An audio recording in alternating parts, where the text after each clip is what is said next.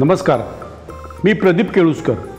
प्रदीप केळुसकर या यूट्यूब चॅनलवर तुमचं सहर्ष स्वागत. आजची माझी कथा आहे चल धन्नो. एक सूचना: या कथेतील सर्व पात्र व प्रसंग संपूर्णतः काल्पनिक आहेत. कोणत्याही सत्य घटनेशी तसे जीवित किंवा मृत व्यक्तीशी संदर्भ आढळल्यास तो निव्वळ योगायोग समजावा. वर्षा सकाळी उठून दात घासत होती तेवढ्यात तिचा फोन वाजू लागला. तिने नाव पाहिले. आईचा फोन होता. काय गे आई, सकाळी सकाळी फोन केलंस? अगो बाबा, काल रात्री सांगा होते वर्षाक बोलावून घे म्हणून. राजापूरचा स्थळ इला म्हणून सांगा होते. ते स्थळ माझ्यासाठी तुका माहिती असं ना आई, फायनल क्लिअर होऊचा असा म्हणून.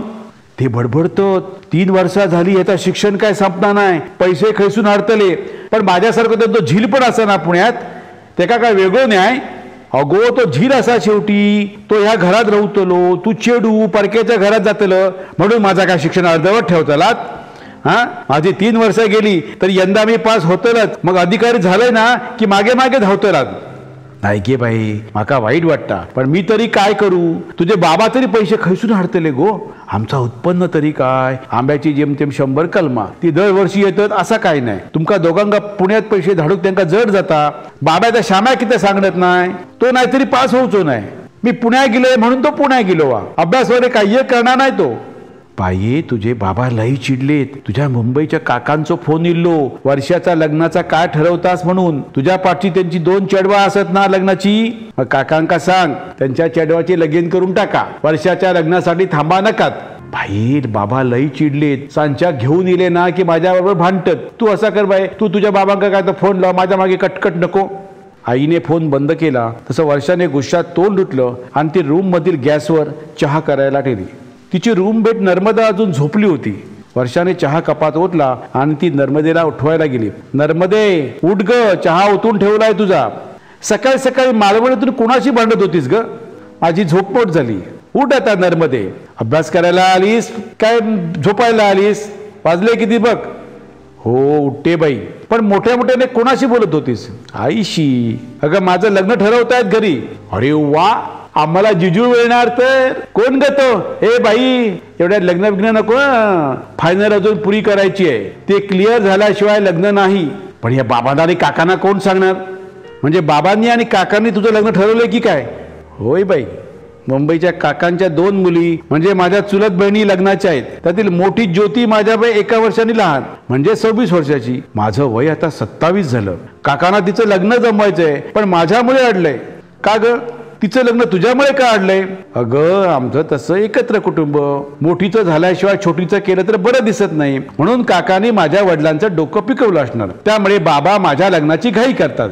एक मुलगा बघितलाय म्हणे माझ्यासाठी, तेच आई सांगत होती. मग करून टाक की लग्न. आहे ए वेडी का खोळी तू नर्मदे. हा माझा MPSCचा अभ्यास फायनल क्लिअर व्हायला पाहिजे. लहानपणापासून मी स्वप्न बघितलंय ग, सरकारी अधिकारी बनायचंय मला. 2 वर्ष वाया गेली खरी, पण जोरात अभ्यास करून फायनल क्लिअर करणार असं म्हणत होते मी. पण मध्येच हे लग्नाचं आलं. मग आता काय करणार? बघते बाबांना फोन लावून. केव्हा केव्हा वाटते त्यांचं पण काही चूक नाही ग.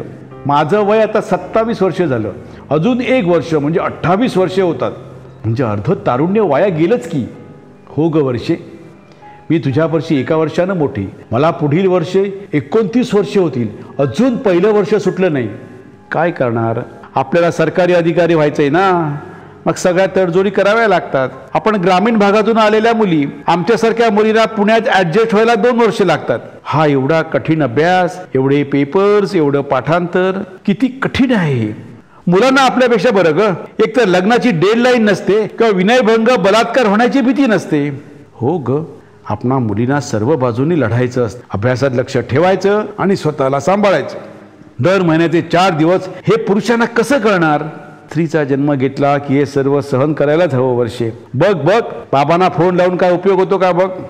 वर्षाने बाबांना फोन लावला. हॅलो बाबा, वर्षा बोलते. कित्याक फोन करू सांगलेल्यात? अगो वर्षा, तुझो तो अभ्यास आता पुरे. 4 वर्षा पुण्यात राहूलस, अधिकारी होचा म्हणून पुण्यात गेलस. अजून काय तुझा पुरा शिक्षण होणार नाही. तू आता 27 वर्षाचा झालंस. मुंबईसून शहरात उद्या येतलो. त्याचा चेडू तुझ्यावर्षी 1 वर्षांनी लहान, त्याचं लग्न करूचा असा म्हणून तो मागो लागला. वर्षाचा यंदा काहीतरी बघा. पण बाबा माका फक्त 1 वर्ष द्यावा, यंदा माझा अभ्यास बरो झालो, मी अजून जोर करते आणि पुढच्या वर्षी MPSC क्लिअरच करते. आता 1 वर्ष नको, तू शनिवारपर्यंत आधी घराकडे ये. रजाबच्या स्थळीला नवरा पूर्व मिलिटरीत असा, सध्या वाघा बॉर्डरवर नोकरेक असा. 1 महिन्याची रजा घेऊन इलवा, लगीन करून तुका घेऊन जातलो. मी मुलाक बघितले, पगार बरो असा, राजापुरात जमीन जुबलो असा. पण बाबा फक्त 1 वर्ष माका द्यावो. अजिबात नाही, शनिवारी कोणत्याही परिस्थितीत घराकडे योग होया, असं म्हणून बाबांनी फोन खाली ठेवला. वर्षाला वाईट वाटले. स्वतः मुली असल्याचे पण तिला वाईट वाटले. तिला तिच्या आजीची आठवण झाली. आजी आपली खूप लाड करायची. कंबरेवर घेऊन रामेश्वराच्या देवळात कीर्तनाला घेऊन जायची. आपल्याला फारसे काही कळायचे नाही, पण कीर्तनकारांच्या कीर्तनात आजी तल्लीन व्हायची. मला कीर्तनकारांना नमस्कार करायला सांगायची. थोरे नावाचे एक कीर्तनकार होते. त्यांना थोडेफार ज्योतिष कळायचे असे म्हणत. मला आशीर्वाद देताना थोरे बुवा म्हणत, बाई ही तुमची नात अधिकारी होईल हा माझा शब्द आहे. आजीबाई ज्याला त्याला सांगे. थोरे बुवानी सांगल्यानी तुझी नात मामलेदार होतली म्हणून. आजी गेली आणि घरातला आपला पाठिंबा गेला. पाठचा भाऊ शामू त्याचे लाड सुरू झाले. तो तसा आर्दान पण लबाड पण. कसा बसा 12वी झाला. मी पुण्यात MPSC परीक्षा करता आले म्हणून हट्ट करू लागला आणि 12वी नंतर इंजिनिअरिंगसाठी पुण्यात आला. त्या मार्कात पुण्यात चांगल्या कॉलेजमध्ये ॲडमिशन कशी मिळणार, साध्या कॉलेजमध्ये ॲडमिशन घेतली आणि आता बाबांच्या पैशावर मजा मारतोय. तो इंजिनियर होणार नाही आणि झाला तरी नोकरी मिळणार नाही हे वर्षाला माहीत होते. तिने आई बाबांना सांगण्याचा प्रयत्न केला, पण त्यांना हे समजत नाही आणि मुलगा म्हणजे कुटुंबाचा वंश म्हणून त्याला सर्व माफ होते. शनिवारी सकाळच्या एसटीने वर्षा देवगडला जायला निघाली. देवगडहून विजयदुर्ग रस्त्यावर तिचे छोटे गाव. संध्याकाळी 7 वाजता ती पोचली. आईने तिच्या हातची पिशवी घेतली आणि म्हणालो, हातपाय धुवून घे, जेवण गरम करतय. माका तुमचा जेवण नको, माझ्या आयुष्याचा स्वप्न मातीत जातला. मी तरी काय करू गो वर्षा, तुझे बाबा काय ऐकणत नाही, त्यांका तुझी काळजी वाटता. 27 वर्ष झाली तुका, तुझ्या मागची शरद भाऊजी चेडवा लग्नाची असत मा. पण माका 1 वर्ष व्हाया होता गे आई. माका सरकारी अधिकारी भाऊचा असा. माझ्या आजीची पण ती इच्छा होती, पण तुम्ही माझं लग्न ठरवतात. तो वाघा बॉर्डरवरचा मिलिटरी माणूस. माका कसली परीक्षा आणि कसला काय. भाई उद्या ती पाहुणे मंडळी तुका बघू घेतली. मी काय त्यांच्या समोर जाऊचंही नाही. माका इतक्यात लगीन नको. टाकायचा तुझ्या बाबांका आणि काकांका सांग, उद्या ते पाहुणे येतले म्हणून हे देवगडात पेढे आणूक गेलेत. एवढ्यात बाहेर ओसरीवर हाका येऊ लागल्या म्हणून आई बाहेर आली. बाहेर अंगणात वर्षाचे बाबा आणि काका आले होते. इला काय वर्षा, बाबाने विचारले. होय होय इला, 6 वाजता इला. बरा झाला बरा झाला. ह्या पिशवीत बुंदी लाडू आणि पेढे असत, त्या पिशवीत फुला आबोलीचो वळेसार असा. उद्याची तयारी मी केलंय तशी, पण वर्षा म्हणता इतक्यात माका लगीन करूची इच्छा नाही. ता काही एक जमाचा नाही. 4 वर्षांनी थांबलोय. उद्याची तयारी करा, दुपारी पाहुणे येतले. एवढ्यात वर्षा रडत रडत बाहेर आली. बाबा फक्त 1 वर्ष थांबा, नाहीतर माझ्या आयुष्याचा नुकसान होतं लावो. एकदा माझा लगीन झाला की शिक्षण रवला. तो मिलिटरी मॅन माका घेऊन जात वाघा बॉर्डरवर. ता मी तुझा काही एक ऐकायचंय नाही, गुपचीप उद्याची तयारी कर. रडत रडत वर्षा आत गेली आणि चादरीत तोंड खुपसून रडू लागली. रात्री बाबा आणि काका जेवले. वर्षाची आई वर्षाला जेवायला बोलवायला गेली, पण तिने जेवायचा साफ नकार दिला. वर्षा तू आणि तुझे बाबा यांच्यात माझी पंचायती होता गो बाय, मी तरी कोणाक सांभाळू. आई तिची रडू लागली. दुसऱ्या दिवशी सकाळी वर्षाची आई लवकर उठून कामाला लागली. पाहुणे येणार म्हणून तिने अंगण शेणाने सारवले, दारात रांगोळ्या घातल्या. वर्षाचे बाबा आणि काका बागेत गेले होते. वर्षा अजून झोपूनच होती. एवढ्यात घरातील मोबाईल वाजू लागला. हे दोन्ही पुरुष घरात नव्हते म्हणून वर्षाच्या आईने मोबाईल उचलला. हॅलो, हा मी बोलतोय. हा ते बागात गेलेत, काय काम होता. पलीकडून राजापूरचे पाहुणे बोलत होते. जरा अडचण आली म्हणून फोन केला. मी राजापूरहून सावे बोलतोय. वाईट बातमी म्हणजे माझे मुंबईचे मोठे भाऊ ना काल रात्री अचानक वारले. काय म्हणता. अगे बाय. होय अचानकच झाला. त्यांना खूप डायबिटीस होतो, पण इतक्या लवकर जातील असा वाटला नव्हता. त्यामुळे आज आम्ही ना तुमच्याकडे येत नाही. आणि दुसरं म्हणजे आमच्यात काय पद्धत आहे, कुणाचं निधन झालं ना की वर्षभर लग्न करत नाहीत. त्यामुळे आता हे ठरवतोय लग्न ना ते 1 वर्ष जरा पुढे ढकलूया. माझा मुलगा पुढच्या वर्षी रजेवर आला की मग लग्नाचे पाहूया. बरा बरा, हां मी ह्यांका सांगते, हां सांगते, असं म्हणून आईने फोन खाली ठेवला. एवढ्याच वर्षाचे बाबा आणि काका बागेतून आले. आल्या आल्या वर्षाच्या आईने त्यांना पाहुण्यांकडून आलेला फोन सांगितला. तेव्हा अरे रे म्हणत बाबांनी त्यांना परत फोन केला. पाहुण्यांनी परत सर्व बाबांना सांगितले. वर्षाचे बाबा आणि काका खूप नाराज झाले. एवढे ठरत आलेले लग्न पुढे गेले. आतमध्ये वर्षा आईचे आणि बाबांचे सर्व बोलणे ऐकत होती. लग्न रद्द झाल्याचे कळताच ती ताडकन उठली, बाथरूम मध्ये जाऊन स्वच्छ झाली आणि बाहेर ओसरीवर आली. आई वर्षाला म्हणाली, वर्षा राजापूरच्या लोकांना अडचण येली बाई, त्यांचे मोठे भाऊ रात्री वारले, त्यामुळे आज ते येऊचे नाही, आता 1 वर्षानंतर लग्न करूया असं त्यांचा म्हणणं. वर्षा गप्प उभी होती. तिच्या हृदयात आनंदाची कारंजी उडत होती. तिने मनातल्या मनात आजीला नमस्कार केला. स्वर्गस्थ आजीनेच आपल्याला वाचवले असेच तिला वाटले. नाहीतरी होत्या का लगीन इतक्या नकोच होता, बाबा बडबडले. वर्षा घरात गेली. कालपासून तिच्या पोटात काही अन्न गेले नव्हते. तिला भूक लागली होती. ती स्वयंपाकघरात गेली आणि पातेल्यातला भात त्यावर लोणचं टाकून जेवू लागली. बाहेर बाबा आपला धाकटा भाऊ शरदला सांगत होते, शरद बाबा तू ज्योतीचा लग्न करून घे, आमच्यासाठी थांबा नको, आता हे रीती असे बदलू होत बाबा. वर्षा आता खुशीत आली. तिने आंघोळ करून घेतली आणि ती आत आईला मदत करायला आली. आई आता 1 वर्ष थांबा गोया, मग मी पुण्यात जाऊ. ही बाई हेंका विचारते, काय तर ठरवा तुम्ही. आई उत्तरली. सायंकाळी वर्षाचे बाबा आणि काका चहा प्यायला आले तेव्हा आई म्हणाली, हा वर्षा म्हणा आता नाहीतरी लगीन आता पुढे गेला ना तर 1 वर्ष मी हैरावान काय करू, मी आता पुण्यात जातोय आणि थोडस पुढचा अभ्यास करतोय. बाबा कडाले, जाऊ जा असा तर जा, पण ह्याच्या पुढे माझ्याकडून 1 पैसो मिळायचो नाही, स्वतः कमव आणि काय व्हायता शिक. बाबांचे बोलणे वर्षाने ऐकले आणि ती पिशवी भरू लागली. तिच्या लक्षात आले, येणारे 1च वर्ष आपल्याकडे आहे, पैसे मिळवायला हवेत आणि फायनल क्लिअर करायला हवी.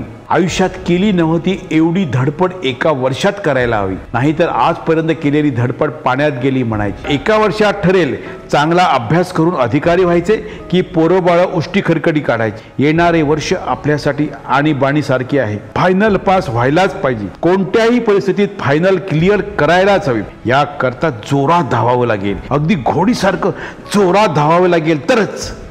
वर्षाला फिल्म शोले मधली बसंती टांगेवाली आठवली. गुंड मागे लागले तेव्हा घोडीला पळवणारी, चल धन्नो तेरे बसंती के अब्रू का सवाल है. धन्नो धाव धाव धावली आणि बसंतीची अब्रू वाचली.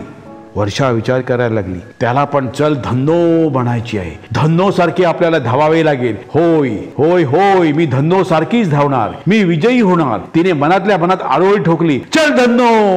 दुसऱ्या दिवशी सकाळी देवगड पुणे एसटीने वर्षा पुण्यात आली. नर्मदा तिची वाटच बघत होती. तिने नर्मदाला सर्व परिस्थिती सांगितली आणि लग्नाचे संकट 1 वर्षाकरता पुढे गेल्याचे सांगितले. तसेच यापुढे बाबा पैसे पाठवणार नसल्याने पार्ट टाइम जॉब शोधावा लागणार असल्याचे सांगितले. एवढे नर्मदा म्हणाली, अगं त्या मॅकडॉल कंपनीत पार्ट टाइम मुली हव्या आहेत. माझी क्लासमेट आहे ना शारदा, ती जाते त्या दुकानात, तू ते प्रयत्न कर ना.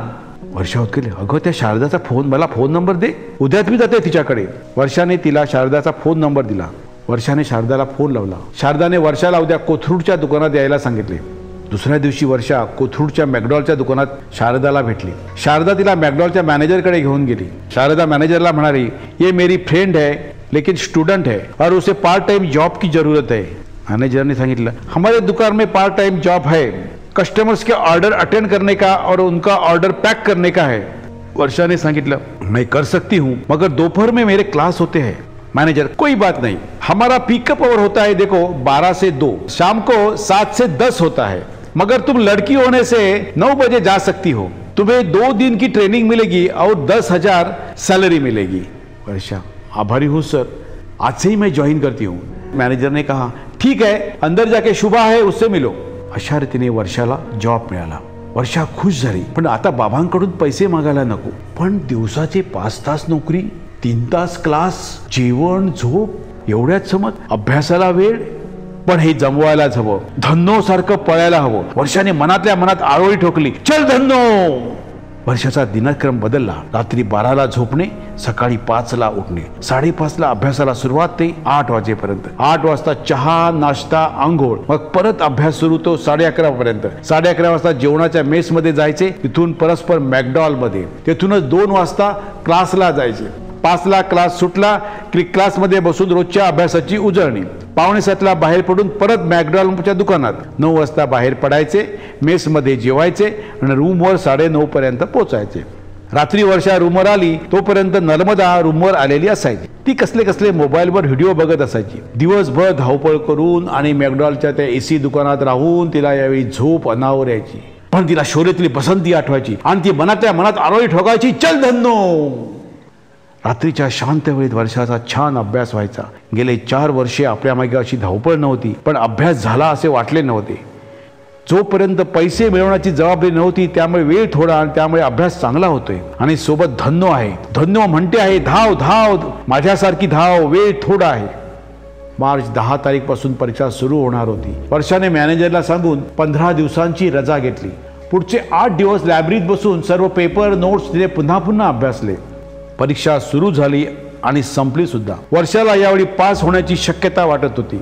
आई गावाला बोलवत होती. राजापूरचे सुर्वे यांचा मुलगा रजेवर आला म्हणजे भेटायला यायचे होते. वर्षा गावी गेलीच नाही. गावी गेल्यावर बाबांचा लग्नाचा विषय सुरू होणार होता. वर्षाची नोकरी सुरू होती. परीक्षा संपल्याने आता थोडा निवांत होता. आता एवढ्यात पुन्हा निवांतपणा मिळणार नाही म्हणून तिने नाटके सिनेमा बघून घेतली. रिझल्टची तारीख जसजशी जवळ येऊ लागली तसतशी वर्षा नर्व्हस होऊ लागली. यावेळी फायनल क्लिअर झाले नाही तर राजापूरच्या मिलिटरी मॅनबरोबर लग्न आणि थेट वाघा बॉर्डर. या काळात तिला तिच्या आजीची आठवण झाली. आजी असती तर तिला आपली धडपड समजली असती. जून 15 सकाळी सकाळी तिच्या क्लासमधून तिला अभिनंदनाचा फोन आला. वर्षा स्तब्ध झाली. खरं तर तिला खूप आनंद व्हायचा होता पण तिला कसलीच जाणीव झाली नाही. तिचं मन शांत शांत झालं. मोठी लंबी रेस धन्नोनं जिंकली होती. तिने आईला फोन करून ही बातमी सांगितली. देवगडच्या घरी पत्रकार धावत होते. कोकणात तसे UPSC परीक्षेला बसणारे कमीच, MPSC परीक्षेला सुद्धा बसणारे कमीच. खूप वर्षांनी देवगड तालुक्यात कोणी MPSC पास झाले होते. पत्रकार घरी आल्याने वर्षाचे बाबा भांबावून गेले होते. पेपरात लिहिणारी एवढे लोक आपल्या घरी का आले हेच त्यांना कळेना. पत्रकाराने वर्षाच्या बाबांना तुमची मुलगी MPSC परीक्षा पास झालेली आहे, आता ती सरकारी अधिकारी होईल, कदाचित तहसीलदार किंवा मामलेदार सुद्धा होईल अशी बातमी दिली. वर्षाच्या बाबांनी वर्षाच्या आईला ही बातमी सांगितली. तिला वर्षाकडून ही बातमी कळली होतीच पण एवढी ही परीक्षा महत्त्वाची आहे हे तिलाही माहीत नव्हते. तोपर्यंत टीव्हीवरून MPSC परीक्षेचे निकाल जाहीर होत होते आणि तिच्या गावातील घराघरात वर्षाचे नाव घेतले जात होते. गावातील मंडळी पण वर्षाच्या घरी कौतुक करायला आली. गावचे सरपंच आले, आजूबाजूचे प्रतिष्ठित लोक आले. सर्वजण वर्षाचे कौतुक करत होते. वर्षाच्या बाबांच्या डोळ्यातून सुद्धा आनंदाश्रू येत होते. पुण्यात वर्षाच्या क्लासमध्ये जल्लोष सुरू होता. यावर्षी या क्लासमधील 4 मुलांनी MPSC क्लिअर केली. क्लासमधून फोटो काढणे आणि त्यांचे सत्कार सुरू केले गेले. कोथरूडच्या मॅकडॉलच्या मालकांनी आज दुकानाबाहेर फ्लेक्सवर वर्षाचे फोटो लावले. आज मालक स्वतः दुकानात आले. आपल्या दुकानात बर्गर पॅक करणारी मुलगी MPSC परीक्षेत उत्तीर्ण झाली म्हणून त्यांनी आजच्या खाद्यपदार्थावर 50% डिस्काउंट जाहीर केले. कौतुकाचा धबधबा सुरू होता पण वर्षा शांत होती. गेल्या वर्षभराचा ताण कमी झाला होता. तिचा भाऊ तिला भेटायला आला. गेल्या वर्षभर भावाने तोंड दाखवले नव्हते अथवा फोन केला नव्हता. तिच्या आईबाबांचे फोन एकसारखे येत होते पण वेगवेगळ्या ठिकाणच्या सत्कारात किंवा TV चॅनेलवरील मुलाखतीत ती अडकली होती. तिच्या कोथरूडच्या मॅकडॉलच्या मालकाने तिचा सत्कार केला. ती मॅकडॉलच्या मालकांना म्हणाली, आपके दुकान में मुझे पार्ट टाइम जॉब देकर मेरा काम सरल किया था. आपकी वजह से मेरा पुणे में रहना और क्लास करना आसान हो गया. इसलिए आपके उपकार है. ये दुकान को मैं कभी भूल नहीं सकती. रात्री तिने आईला फोन केला तेव्हा तिला रडू कोसळले. गेले वर्षभर डोळ्यात साठवलेले अश्रू मोकळे झाले. ती आईला म्हणाली, बाबांनी खर्चासाठी पैसे नाही म्हटले तेव्हाच माझ्यातली जिद्द जागी झाली. कोणत्याही परिस्थितीत बाबांकडून पैसे घ्यायचे नाहीत आणि यावर्षी फायनल क्लिअर करायची ही जिद्द मनात ठेवली. वर्षाला नातेवाईकांकडून फोन येणं सुरू होतं. मुंबईतील शरद काकांनी फोन करून सांगितलं, वर्षा बरा झाला त्या राजापूरच्या सुर्व्याचा मोठो भाऊ आयत्यावेळी मेलो, नाहीतर इतक्या तू वाघा बॉर्डरवर असलेलं असतं. या वाक्यावर वर्षा खळखळून हसली. देवगडचे आमदार गोगटेंनी वर्षाचा सत्कार आयोजित केला. तेव्हा वर्षा पुण्याहून गावाकडे आली. सिंधुदुर्ग जिल्ह्यातील अनेक मान्यवरांनी तिचे अभिनंदन केले, कौतुक केले. सत्काराच्या वेळी आमदार गोगटे म्हणाले, कोकणात हुशार मुलांची कमतरता नाही. 10वी 12वी परीक्षेत कोकण नेहमी अव्वल असतो पण आमची मुले स्पर्धा परीक्षेत जात नाहीत. इथे स्पर्धा परीक्षेच्या सोयी नाहीत हे त्याचे मुख्य कारण आहे. पण देवगड तालुक्यातील गिरये गावची वर्षा थेट पुण्यात जाऊन धडकली आणि शेवटी यश घेऊन आली. सत्काराला उत्तर देताना वर्षा म्हणाली, मी गेली 4 वर्षे पुण्यात राहून MPSCचा अभ्यास करत आहे पण गेले 3 वर्ष मी यशस्वी झाले नाही. गेल्या वर्षी माझ्या वडिलांनी माझं लग्न ठरवलं आणि मी धडपडून जागे झाले. मी माझ्या पालकांना फक्त मला 1 वर्ष द्या असे म्हणत होते पण ते ऐकत नव्हते. पण अचानक ठरलेल्या नवऱ्याचे काका वारले आणि लग्न 1 वर्ष पुढे गेलं. नशिबाने मला 1 वर्ष मिळालं. या वर्षाचा मी पुरेपूर उपयोग केला. मी मनात म्हटलं, चल धन्नो. शोलेमधील बसंती धन्नो नावाच्या घोडीला पळवत असते आणि अति जलद पळून धन्नो बसंतीचे गुंडांपासून रक्षण करते. मी माझ्या जिद्दीला मेहनतीला हाक मारली, चल धन्नो, ये आखरी साल है, ये आखरी साल में नहीं तो कभी नहीं. आणि मी जिंकले. माझ्या धन्नोमुळे मी जिंकले. म्हणून माझ्या जिल्ह्यातील विद्यार्थ्यांनो, तुम्ही तुमच्यातील धन्नोला हाक मारा, तिला पळवा आणि शर्यत जिंका. टाळ्यांचा कडकडाट झाला. वर्षाचे पेपर आणि टीव्हीवर फोटो पाहून राजापूरच्या सुर्वेना साखरपुड्यांची घाई झाली होती. ते एकसारखे वर्षाच्या बाबांना आईला फोन लावत होते. वर्षाच्या आईने बाबांना सुर्व्यांचे फोन येत आहेत असे सांगितले. त्यांच्या त्रासाला कंटाळून वर्षाच्या बाबांनी सुर्व्यांचे फोन आपल्या मोबाईलमधून डिलीट करून टाकले.